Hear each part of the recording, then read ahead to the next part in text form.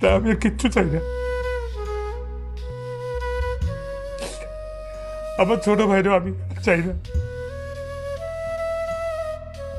আমি সহায় সম্পত্তি কোনো কিচ্ছু আমি চাই না, আমার কিচ্ছু লাগবে না। শুধু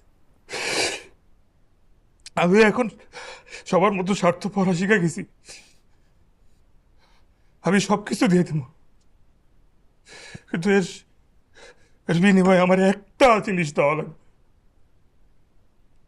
টাকা পয়সা সম্পত্তি সব আমি দিয়ে দেবো, আমার এখানে একটা জিনিস দেওয়া লাগবে। আমার মার আমার ফিরে দেওয়া লাগবে।